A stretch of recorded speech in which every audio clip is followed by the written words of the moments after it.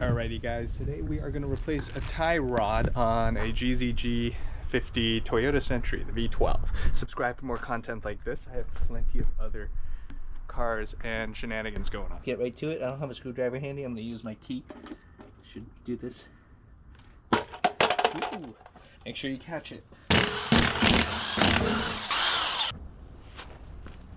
You will need to remove the brake caliper. There are two 17mm bolts back here. Easy to find, like any brake caliper.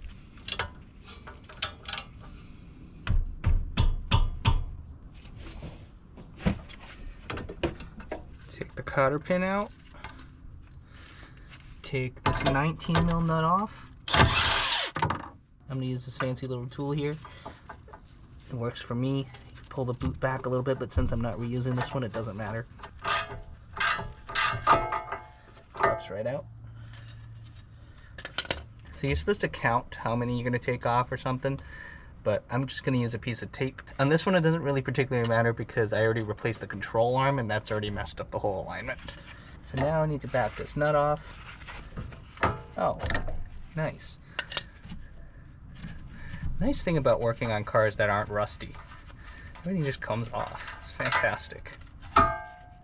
Now I should be able to hold the arm and rotate the whole thing out. Do it like this. Actually, look at that. It's fantastic.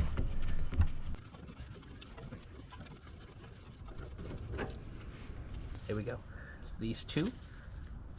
This is completely trashed. The boot is torn and it's all loose and jiggly.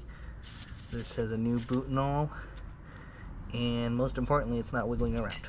This doesn't use a cotter pin. It uses a lock nut. And there is a hex socket to hold it, so I don't have to do weird sketchy stuff to tighten it like I did last time. A lot of these components are actually shared with the Lexus LS400, so don't be afraid. These things are not expensive. Thread the new one back in.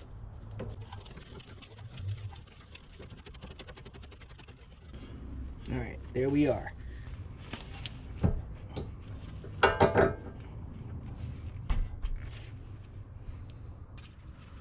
Putting the lock nut on.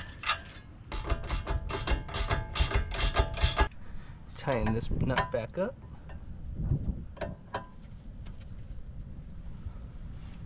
The tie rod's supposed to be 43 foot-pounds according to the internet. That's what I'm going to go with.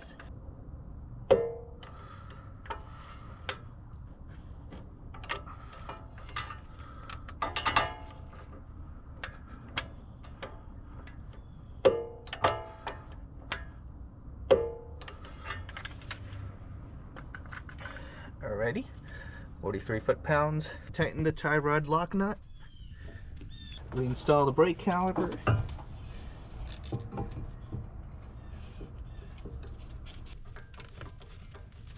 Alright, now put everything back. I'll have to deal with this messed up wheel spacer. I believe this is a wheel spacer. I'm not sure what I'm going to do with it yet.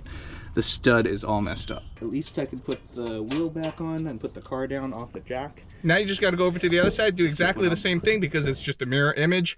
I'm not going to show you twice. It's a little redundant. I hope you guys found that helpful. Subscribe for more car content like this. I have a bunch of stuff coming up with all the different cars that I have. I even have more stuff showing up on boats that I bought way too many cars. So leave a comment below. Let me know what you think. Press the like button if you found this helpful, and I'll see you guys next time.